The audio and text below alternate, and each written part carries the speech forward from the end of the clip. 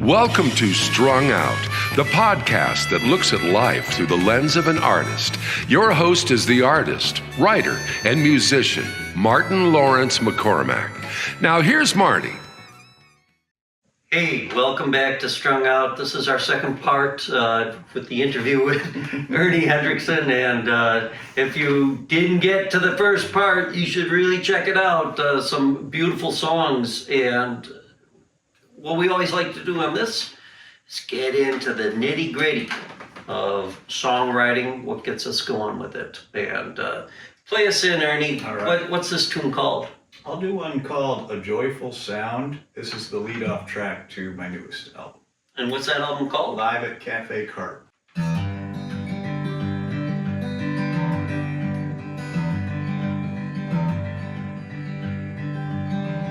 Well, all I really want to do is close my eyes and play for you. String some words together too.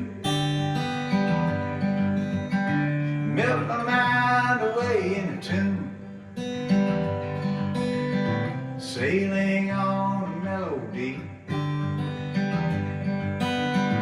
where no earthly care can get to me. And if it makes it through to you, well, you can close your eyes and be there too. This whole world just makes you curse, and every thought you think just makes it worse. Drop that needle down in the groove.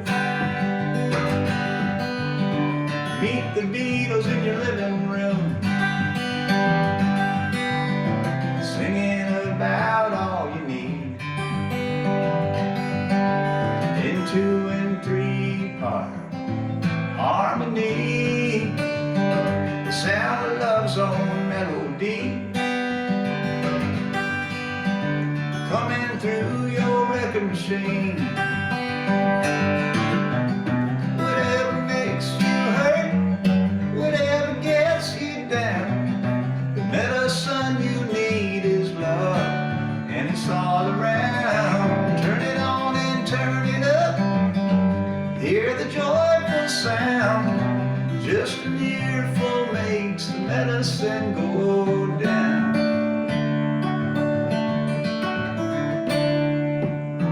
It's an all-natural remedy when you're singing in harmony. You can spend your days just tagging along inside an old John Prine song. And it's fast acting and it's free. And it's satisfaction guarantee of all the pills that you can use.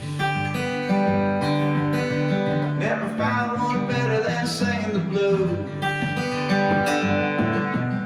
Whatever makes you hurt, whatever gets you down, the medicine you need is love, and it's all around. Turn it on and turn it up. Hear the joyful sound. Just an earful makes the medicine go down.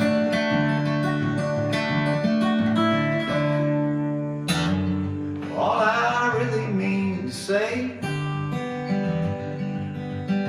is in this sad old world today, where you can't dance and wear a frown, so move your body all around. Shake everything your mama gave. Shake all them demons back to the grave. Get yourself turned back around with an earful of a joyful sound, till that last long chord rings out. Throw your worries down with a joyful sound.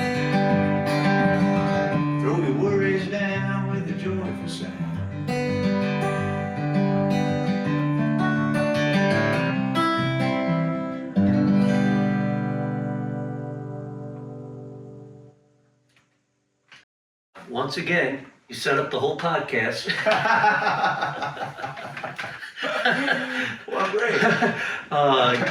Great tune. I love the get the Beatles in your living room. You know, Yeah. I love that. And really, what a great entry to the idea of songwriting, but just enjoying songs. Yeah.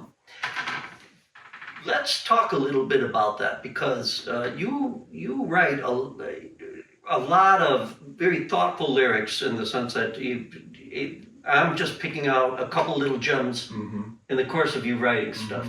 But how do you go about it? Because you know, you're picking all sorts of different topics, obviously, but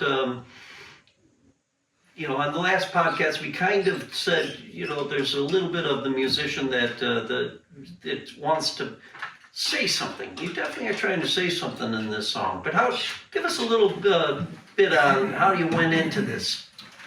Just songwriting in general? Yeah, this one. Oh, let's this just song. use this, and then we'll take it from there. Okay. So I tend to need. It's like Tom Petty said. The hardest thing for him was to figure out what to write about. Once he had the idea, he can do it in about 10 minutes. That's not really the case for me. I can't do it in 10 minutes, but I do understand what he's saying there, where like the most difficult thing is to. I tend to think that it's harder for me to just grab an idea out of the thin air. I kind of need. I get lucky sometimes where you know I'm distracted. I'm folding laundry. I'm washing dishes, and something pops into my head. You know, I'm sleeping. I'm dreaming, and I wake up and there's something there. You know, like I feel like the subconscious mind is as important an asset to songwriting as the conscious mind. Sure. You know, so like there's those things where, you know, I realize that I need songs to be a songwriter. Right. There's a knowingness constantly that this is what I do. I'm actively looking for ideas if I'm not overtly trying, if that makes any sense. So you're actively looking for ideas in a very inactive way. I guess. And so if it pops into your mind, are you the kind of person that's like, okay, I better write that down right now? Or are you the kind of person that says, well, if it's good enough, it'll be there when I come and get it again? I wish that were the case. I'm much more like, I need to trap it. I need to, you know, the phones are a great way to just sing a phrase into, you know, so you can have a sense of the melody, the time, you know, everything, you know. I mean, a song key that, you know, might change or whatever, but, you know, if you capture a melody, or, you know, which for me, I guess most of the time it is a melodic idea that will come, and not just like a line, like. Okay. The words have always been the harder thing for me. I know we're trying to talk about this one song, and I can't really, if I'm thinking about A Joyful Sound and where that came from, I think it was that first line that came to me, where I was just, all I really want to do is close my eyes and play for you, you know, like that. Like I mean, it's a very it's honest. It's just a stupid little. But it's so damn honest. I mean, It's true, you know. It's true. I mean, yeah. I do close my eyes a lot of times when I'm playing, just because it seems like you know, you don't necessarily need to be saying things to play music like that. Well, and so you got that little seed, and you let's just assume that you put it onto your phone maybe or whatever. But what's the next step in the process for you? You were kind of touching on it. You said you know, melody comes a little easier than lyric.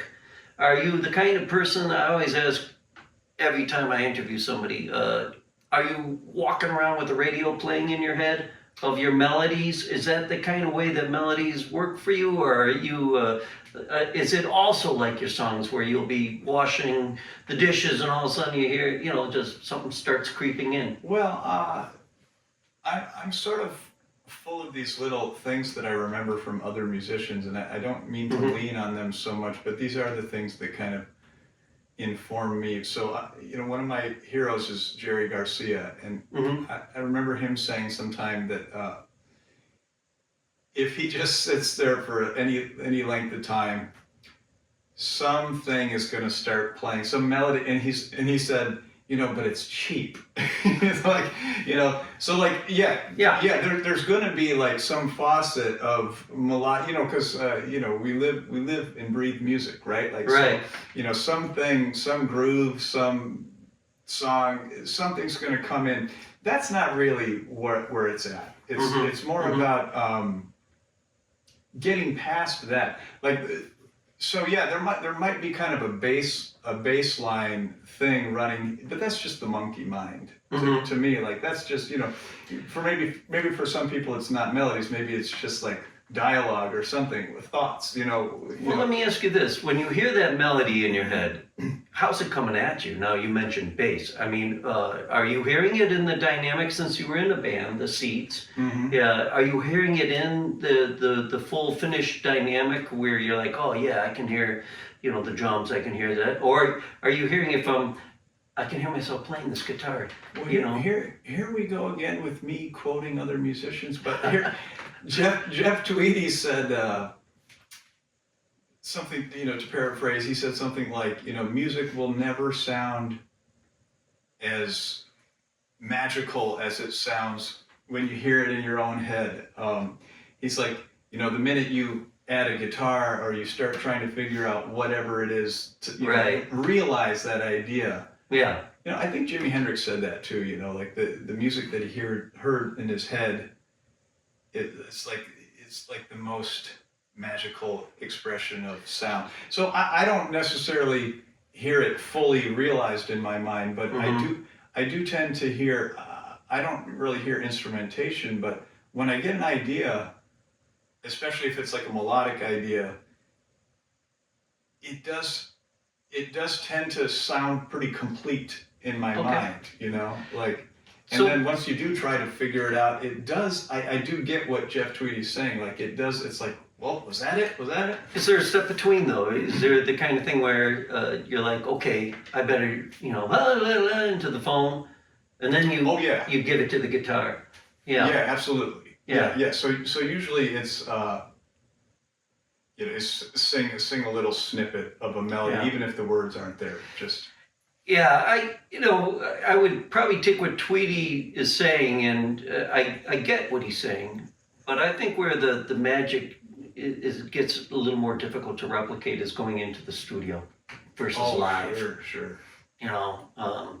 But that being said, so you're putting this down and you're writing it for guitar.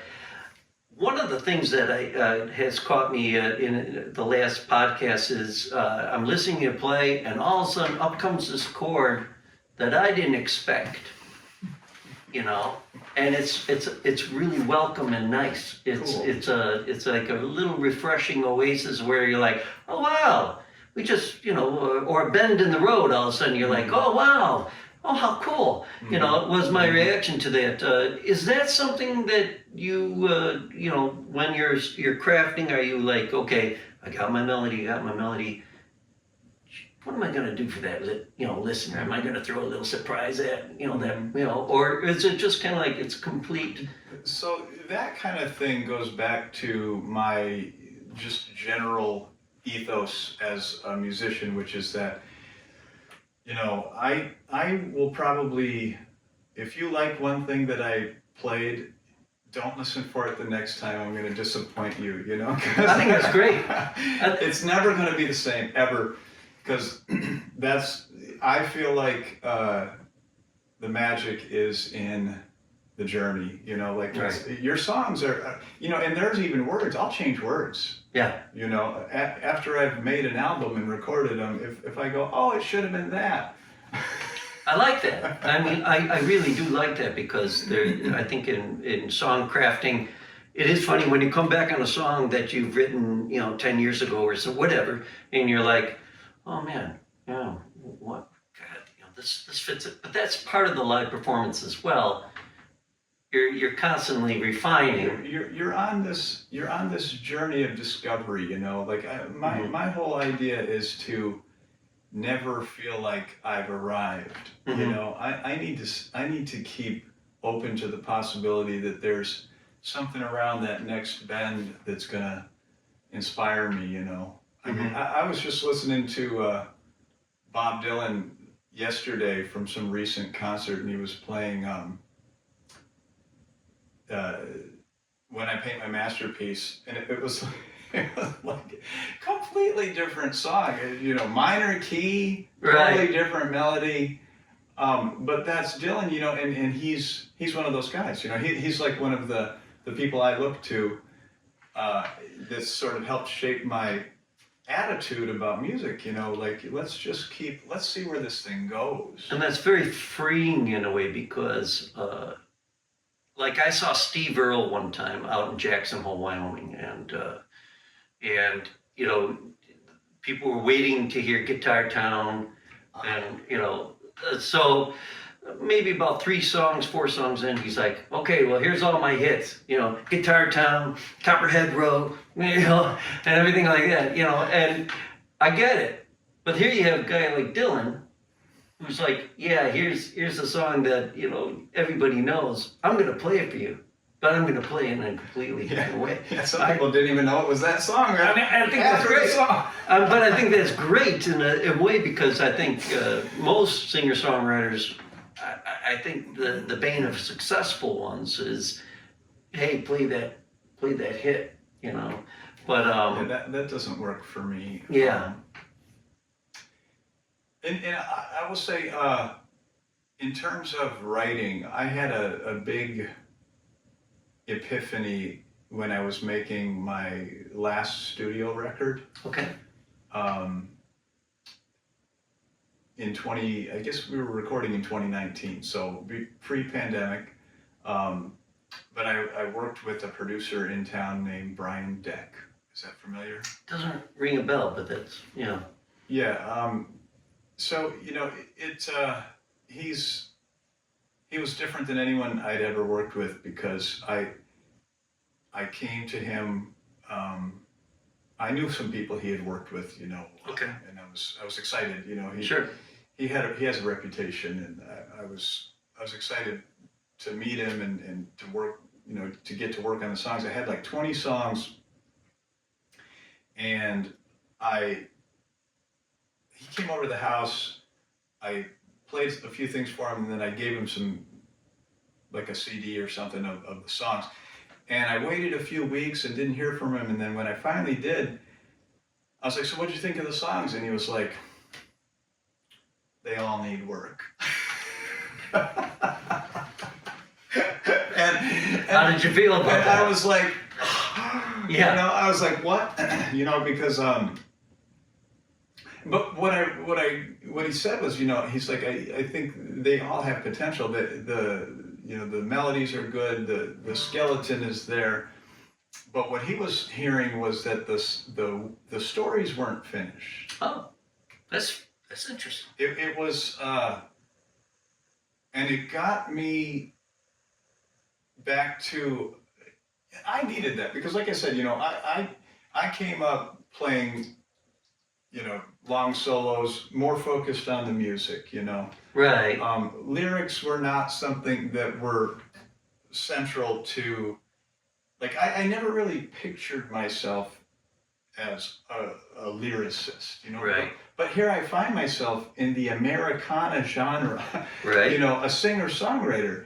You know, in this world, some people are coming to the shows for that more than anything else, you know? Well, yeah. I mean, I would say a good chunk of Americana music is based upon the pedigree is, a ballad, a story, It's folk music, a right? Celtic, It's- the English murder ballad, Yeah. here's what happened, here's what, and they felt this way. Or even if it's not, even if, we're not dealing with, it doesn't have to be a story, but whatever it is, if it's imagery, is the imagery ready? Is it complete? Does it hold its weight? Is it anchored? Is it where you want to leave it? Once you make a record, or once you write a line on a page, see, I used to be guilty of like just writing down a bunch of throwaway lyrics Mm-hmm. and then leaving it. Right. Because I don't know, it's just a song is supposed to, a song's something you go out and you jam for the dancers, And, some of that is when playing out a song, you're crafting it too. Because you have that live element, Yeah. and you're trying to get that reaction. And Dylan, again, he's a great example of a lyricist that could write, he could put together words that completely have no story line. It sounds like they might have a storyline, or the story might be his alone, and for you to interpret.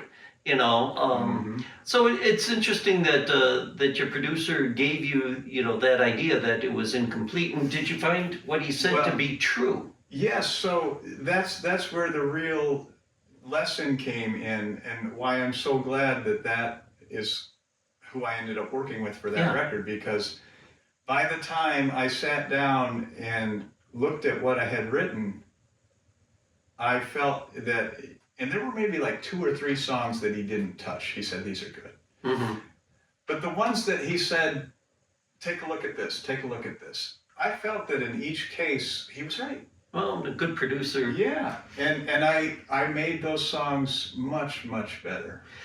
Has that changed then your songwriting since then? I feel, I actually feel like that sort of started a new phase for me, where he got me to in my critical mind, in my editor mind. Sure. Okay. He got me to that place where, you have to be your own editor. You have these rough ideas, but you have to keep chopping away at that stone until it's realized. Well, you're bringing up a lot of good points, and I want you to gather up your next song to play. But yes, one of the tricks I've learned over time is write and then start pulling words, lighten the ballast, and see if that tightens up the song and gives it a little more of a firmer sense of direction. So you do have to kind of develop that self-editor. Now, I write a lot of songs with Brian Fitzgerald, and so, there is that built-in. So you guys have each other. We can, and we argue like brothers over, That's and that kind of thing. then it works out. And it works out a nice solid thing. But when you're solo and, you have to be your own self-editor, and you rightfully pointed out one way you can edit is by playing out, Yeah, see what works. You hear your environment. See what people respond to. Yeah. So that has me in this whole mindset now, where a song isn't, even if you think it's finished, it's probably not. And I've learned that so many times since then. Every song I've written since then has undergone that same kind of scrutiny. Yeah. And I just enjoy it. Actually, it's gotten me closer to understanding what songwriting as a craft kind of really entails. Right. I've really enjoy doing that. Walt Whitman kind of gave us permission, because he went through Leaves of Grass. I don't know how many editions he went through and rewrote. There you go. Rewrote the poems. Yeah. And I think in some ways it would be interesting if an artist just had a song that that was the expected song on every album, but it got tweaked or changed, kind of like what Dylan's doing in a live performance. But give us something here, and then we'll take a little break and come back with more with Ernie Hendrickson. What do you got?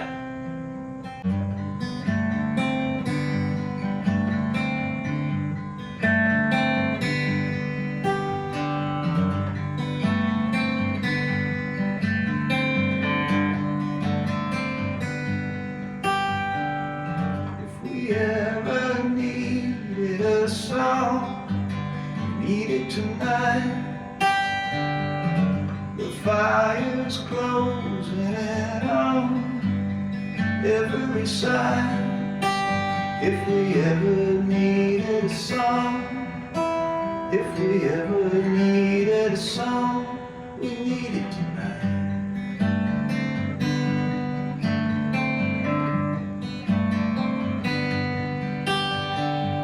If we ever needed a sign, we need it tonight. To keep on holding the line till the morning light. If we ever needed a sign, if we ever needed a sign, we need it tonight.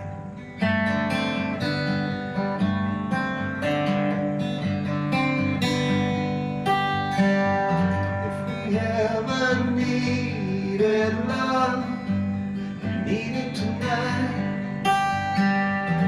To calm the violent storm filling the sky. If we ever needed love, if we ever needed love, if we ever needed love, if we ever needed love, we need it tonight.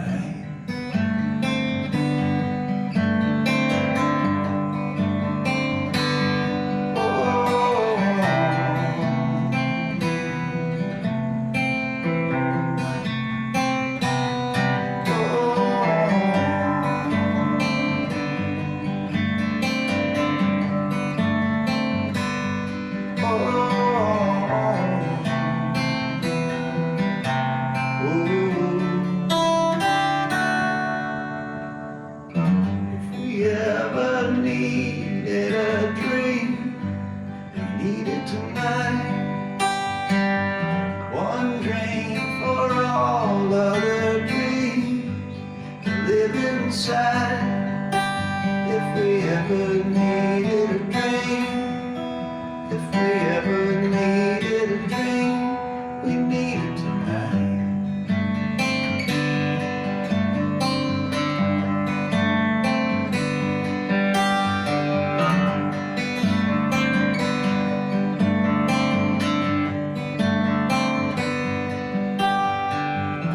If we ever needed a song, we need it tonight. A song to heal a peaceful rallying cry. If we ever needed a song, if we ever needed a song, if we ever needed a song, if we ever needed a song, we need it tonight.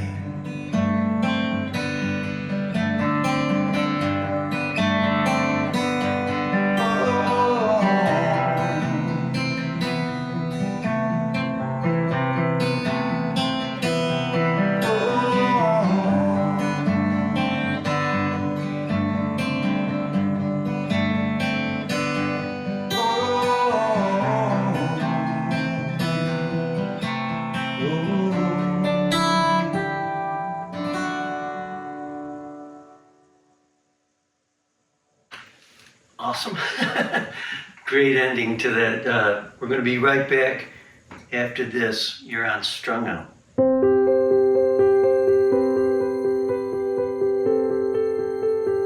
Hello, subscribers, and welcome to Inside Views of Marty Fine Art, where people are talking about their collected works by artist Martin L. McCormick, like this plein air watercolor titled River Bower, Donegal, Ireland, recently purchased by Cindy Roby. Our trip to Ireland was such a gift. Even more so is the forever reminder of the trip we had through Marty's painting, River Bower, Donegal. It is a beautiful rendition of a path we actually had the pleasure of walking. Marty masterfully captured the light through the trees, the gentle breeze, and the brilliance of the fall-colored leaves. It truly embodies the peace and tranquility of Ireland. We will remember it always, along with the friendships made and the memories that this unforgettable painting inspires. Thank you for supporting Marty Fine Art, Cindy. Additional originals and prints and merchandise of all of Marty's art can be purchased at martinmccormick.com.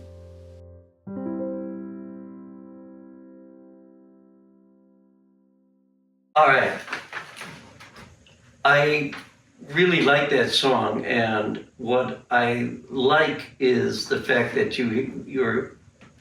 this is another way of writing a song in which you're kind of given something, an assignment, a little bit of pressure. Mm-hmm. And how do you work with pressure? I mean, are you the kind of singer-songwriter that self-imposes a deadline on oneself? I mean, you kind of had to, for the last album, for the producer, get together 20 songs. Mm-hmm.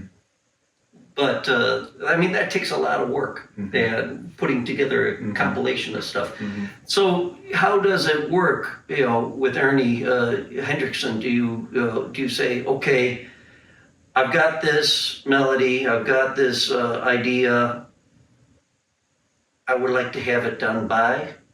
Is there a finishing date, or are you the kind of person like, not what we were talking about, the idea of tweaking it as you go along, Mm-hmm. but the idea of like, geez, I'm going to be at Cafe Carp, again, Mm-hmm. and I better have a new one. Yeah, I mean, how does that work for you? Things like that do enter in. Mm-hmm. They do factor in where like live performances that are gonna happen, and that you want something new. It does help, I think, to have a little pressure. Sure.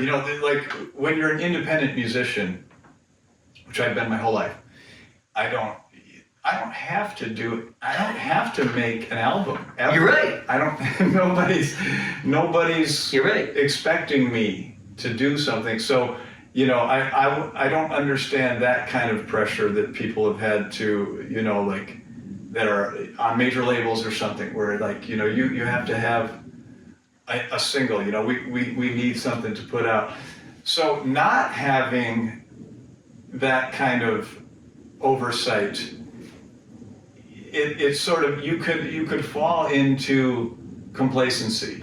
You took the word right out of mine. You could fall into that, and so it's, you have to self-impose some kind of pressure on yourself. So things like Gerald's show, Right. I don't know, and actually Jenny Beneman, do you know Jenny Beneman? Oh yeah, I've interviewed Jenny, and I know she has the haiku, Yeah. where it's a great idea. I mean, It's a really cool thing. the idea of like forcing you to get creative under a certain amount of, a pressure cooker to some degree. Right, so I've done her show now, I think 3 times, and that was, the first time I did it, I remember feeling, I don't know if I can do this. Right. Like I said, I'm sort of one of these people that like just wants to have the antennas on, so I can catch whatever idea. It's more of a long game. Sure. Usually for me, where I'm trying not to stress out about it. I'm trying to just do the kinds of things that I know I need to do to stay in a healthy, productive, creative zone over time. Let me ask you this then. That being said, in staying in that creative zone, do you have in the back of your mind like, I made my last album in such and such year, I feel like is that the impetus? Like, not, I would like to put together another compilation of songs or something like that. There has to be something that kind of moves you along, or else you are complacent. And if you're playing the same thing over and over again, it seems like maybe the audience is going to, at some point say, heard that one. There is a pressure, there's a pressure that I feel to keep things fresh, one way or another. Having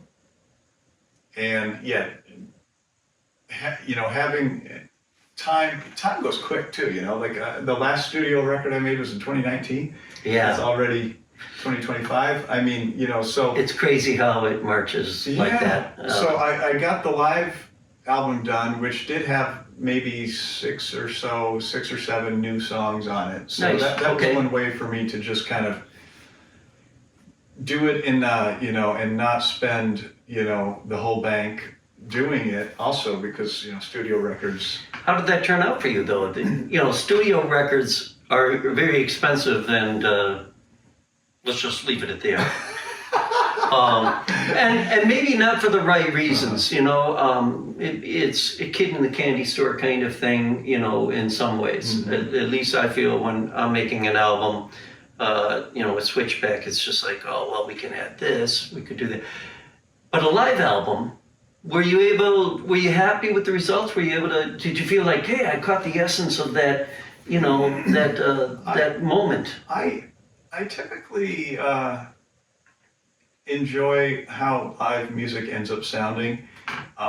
So in that way, yes, I'm happy with it. Now, have I played shows since then where I've said, why wasn't this the one that we were going to... Well, that's for the next live album. Come on. Yeah, you're always... So there's something about when the cameras are rolling where just that factor alone, you can try to put it out of your mind, right? But it's almost like there's something that can happen when it's kind of like that thing about that, what if we actually had to be in the same room with the people that we're in, right? Like there's this immediacy of all we're doing here is trying to connect with each other. We're not doing this for some other reason, Right. That's kind of, some magic can happen there. So, but I feel like there's potential in doing more live recordings because I just like the energy. Well, and you've brought it to a place where you can deliver in such a way that you're the whole package with it, and that's a real positive thing. Off recording, we were talking about, bringing in your sister, or, whatever, that can create a different nuance. Yeah. And it's difficult to kind of get around that, the tapes rolling kind of thing. But still, I think when you get immersed into the moment, it kind of goes, to some degree, it goes away. And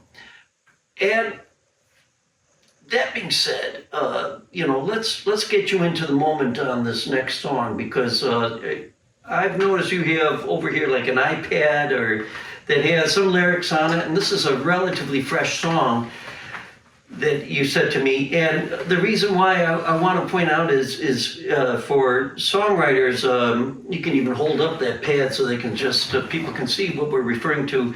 This is one of those, nifty things. I mean, I have a yellow pad with a pencil thing. Do you like that way, or do you? I mean, the tablets are nice just because you've got everything. So these are just handwritten sheets of paper that I scan in. Oh, okay. So you do write by hand. Oh yeah, everything's by hand. That's interesting. But then I just keep it all in one spot, so I'm not. Very cool. And is there joy in the handwriting experience of it? Is that part of the process? I mean, there's some people that sit and are able to type. I don't. Or do you feel like not really particularly that? I don't have much of a. Most of my writing is just running things through my mind, and I mean, I'll even, dictate it. The phone has dictation. I'll say the lines into my phone, Right. that way. So I'm not too connected to the typing or the writing.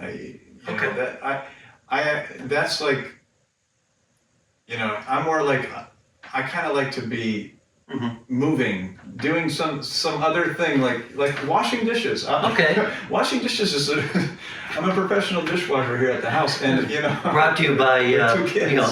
Dove dishwashing. But I feel like the more you can. I heard Paul Simon used to like take a ball, and throw it into a glove, just something that like gets your mind. To free the subconscious, as you were saying earlier. Yeah, a little distracted, so that if I sit down and I'm just like, I need the next line. What's the next line? It's not really going to work for me. But if I stay in that place of like, I know it's there, and this is the thing that I feel like I've had sort of an epiphany with, in recent years, or since the Brian Dick album that I made, is that, man, there's a feeling when you hit on something, like when you go, oh, that's it. That shivery feeling. Yeah, it's like weird. Keep going, songwriter. Keep going and keep chasing that feeling, because it's there. You have to believe that it's there. You get stuck sometimes writing, and you go, where is this going? And you have something, and you've settled on it, and you go, something keeps nagging at you and saying, no, that's not it. So go to sleep, wash some dishes, walk around the block, do something, but with the thought that you're working, but you're not actually working. You're not actually working. There's something to be said about that. Yeah, I will take my dog for a walk. Yeah. And kind of just allow the subconscious, to percolate. Absolutely. On certain things. I would like you to play this, and I think this is a good benefit to our singer-songwriters out there aspiring, and that because the song is in progression, right, to some degree. Yeah. So, and that's very brave of you, first of all, for doing that. And second of all, it's going to be great because we'll get to see a little bit of the songwriter in action. And so what's this song called? This one, I guess, if you want me to try it.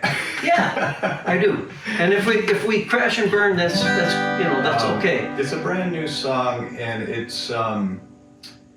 it's called "Hate the Sin, Love the Sinner," and it's going to go out to anyone dealing with a loved one struggling. Anyone that has a loved one struggling with addiction. Right.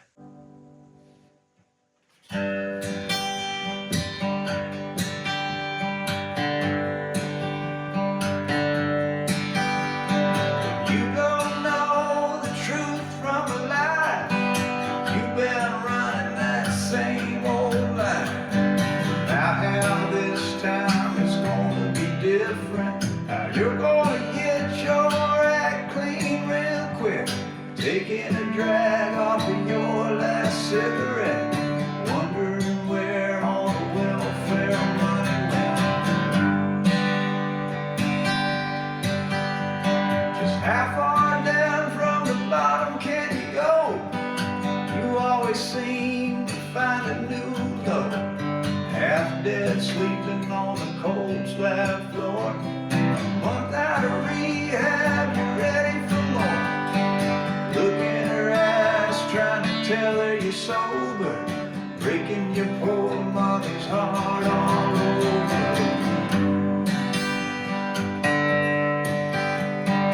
You disappear for weeks at a time.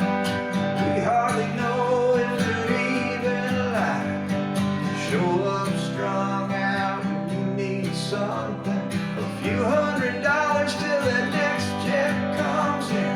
It's about all I can do to remember, to hate the sin, to love the sin.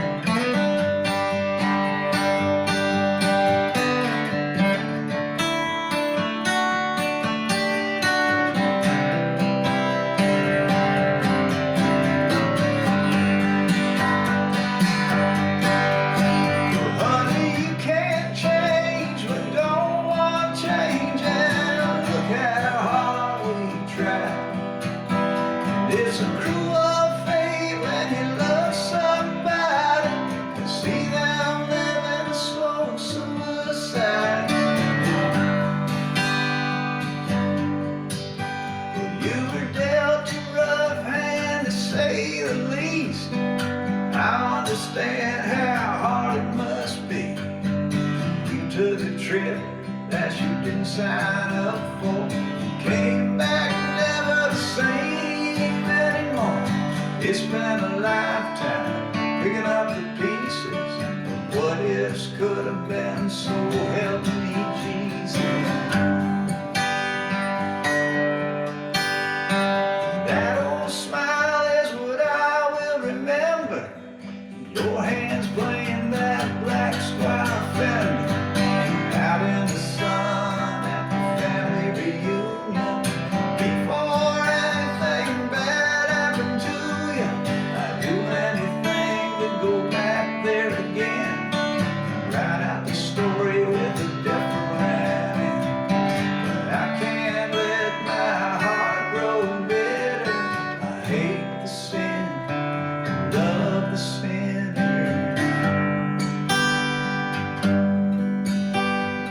I hate the sin, love the sinner.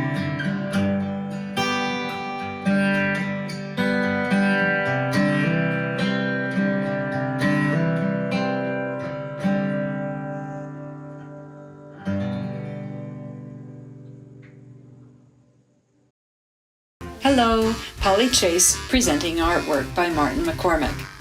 There are many reasons to buy art. You might choose a piece for financial investment or to put the finishing touch on interior decoration. You could buy work because it speaks to you or you are a friend of the artist. And then there is art that you buy for the sheer fun of it.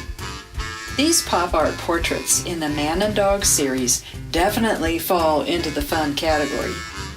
Each acrylic on canvas measures 12 by 9. They can be purchased individually or as a complete set of 4. They are a playful testament to a companionship that stands the test of time and a vast wardrobe. Check out this painting and more of Marty's artwork on martinmccormick.com. You can also email me with your interests at martyfineart@gmail.com. Thank you for being brave.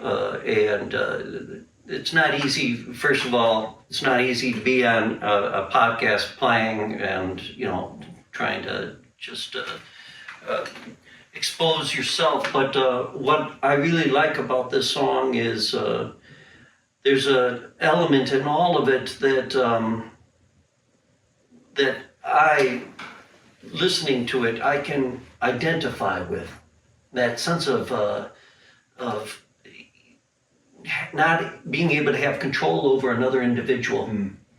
And so you have to, at some point, you have to kind of separate what's going on and that old line, hate the sin but love the sinner. Yeah. It's such an American kind of thing too. It fits so well with this whole genre and everything else, but so personal too. Right. And I think it's maybe more personal than anything I've ever written. yeah. So. And that being said, what's at risk for you for doing that? Well, it's certainly it opens a new door. I feel like that's kind of the progression. That we're trying to be honest. As honest as we can be. That's really where I think your real power is. Yeah. Because if you're trying to be smart or witty, Clever. or yeah. you want to go read Greek mythology or something, and then try to write something deep. People are going to see right through that. But if you speak from your heart, Right. that's the universal language. Right. And and your lyrics on this song, the one that really jumped out at me that I love is a soft rhyme, I call it. Picking up the pieces, so help me Jesus, the line, in between there, so well done. I mean, the soft rhymes are a wonderful way of being able to get out a point without being lost in that clever. Yeah. You know, you find that Yeah. you find a way in which the person can go along, but yet, so Jesus in pieces, not exactly, but because of that soft rhyming, that so help me Jesus, you know, if only you would have done, you know, I'm paraphrasing you, so help me Jesus instead of, you know, it hits you harder, Well, you know. yeah, with this, like not having to have an exact rhyme, Right. it just opens up the possibilities for expression. You know, the palette is enormously more available to you, and it's not like I'm going to try to do an exact rhyme. You know, like I want to find the one that is exact, and I will try. But when something happens that's close, and I love it, and it you know, I feel like it just knocks a point home, I'm going to use that, you know. Oh, I think, yeah, I love soft rhymes for that reason, that they catch on unawares, and because of that you know, all of a sudden you're making that listener, they're drawing them in even more. Let's just briefly talk as we wrap things up here about the idea of, like you said, to be personal, to be your authentic self, and to be able to move that through music is kind of what we strive for as singer-songwriters. But yet we also want to have it in such a way, and you can disagree, but that you want the listener to take it and make it their own. And so for you, you know, when you deliver that song, does it matter to you that, you know, do you have to even, will you, let me put it that way, will you preface it and say, you know, this is a personal song or something like that? Or will you be like, here's the song I wrote? Or how do you, well, you know? These days, I tend to, and especially if I'm just a solo, if I'm just playing solo in front of a crowd, I feel like I open up way more than I used to to my audiences. Yeah. And because I feel like that's just part of that gig. If you're going around playing solo shows, part of the gig is to be vulnerable, to open yourself. You know, it's kind of easy when you have a band. Yes. I just played a show the other night in Rockford at a place called Mary's that I used to always play at. And whenever I've played Mary's, it's more of that, like, this is all about musical exploration. We're just going to get deep into the music. And that's what the band did. It was Gerald Dowd and Brian Wilkie and Pete Mouchon. That's kind of a quartet that I work with pretty regularly. Oh, cool. Very nice. It's a great band, and we do a lot of... So just to kind of contrast what I'm telling you, I barely said anything to the crowd that night. Right. Almost nothing. And I was conscious of that because I wanted the music to carry that evening. Got it. And especially with other people on the stage. Even with one other person on the stage, it almost limits the talking that you feel like you can do. Well, tell that to my partner. He'll tell you that McCormack case. But well, I mean, at least for me, if I have somebody on stage, you know, and I'm trying to talk to a crowd, I can just feel. I'm like, let's get it going. But I think what you're touching on, I think, is, and this is a great way to wrap up the podcast, because you're talking about how presenting a song, and there is no right or wrong way, but there is a way in which I think it comes from a place of confidence, in which you are able to say, you know, you don't have to necessarily, like in the instance of that song, say, well, this is a personal experience, but you can give that setup and say, we all have we all have our crosses to bear. We all know somebody that's had Absolutely. an addiction, and you might know somebody right now, and that setup is an integral part of being a singer-songwriter. It is. It's part Yeah. of the job. Yeah. I've realized, and I never wanted to do that for the longest time. But then when I started, like maybe 10 years ago, I keep saying 10 years, I'm going to have to tack on like another 5. Like it's probably 15 That's what middle age does, man. Everything feels like 10 years. I'm sure it's 15 by now. But for as long as I've been going around playing solo shows, I've had to, it's almost like a whole new craft that you're learning. Like I've had to learn what my communication style is. And I'm not saying I'm a stand-up comedian or anything, but what I have found is that humor is a great way to Absolutely break the ice with the crowd. And it's very easy to be self-deprecating when you have so many failures on your record. And this this is ties up nicely with a bow what we said even in the first podcast, is that when you did that song "What If the World Went Dark," singing that moment, those kind of shared moments of and sharing the energy and the exchange comes from the singer-songwriter being able to be vulnerable and open. And without being overly emotional, but just able to bring along the audience on a kind of a journey into the music, which takes a lot of skill. It's not an easy thing to do.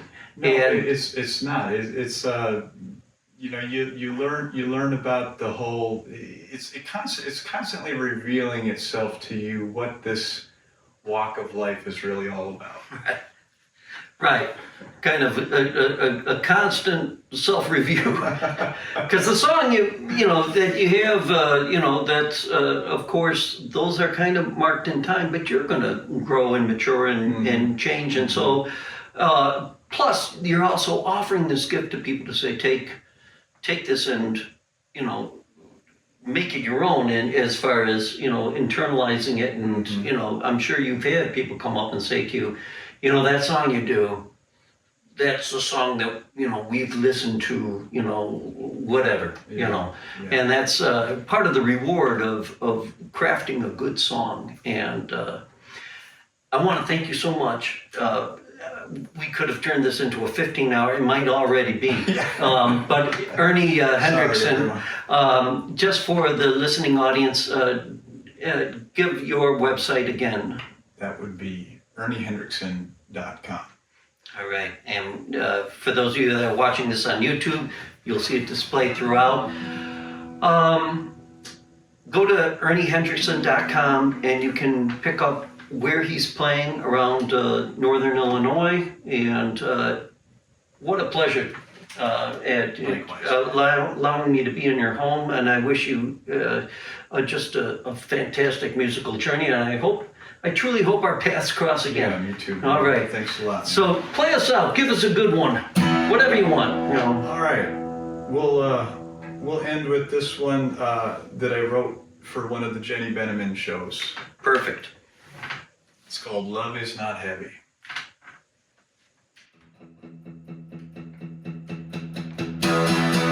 Love is not heavy. Everything else is. That's how you really know the difference. Because you love it. What better reason is there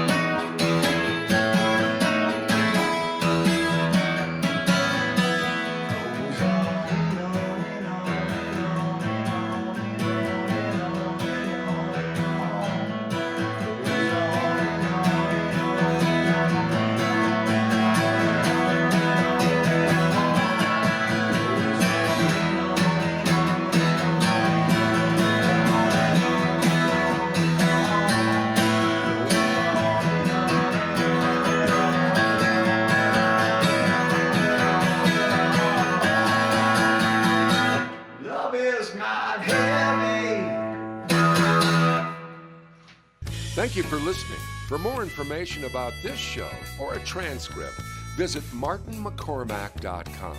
While there, sign up for our newsletter. See you next time on Strung Out.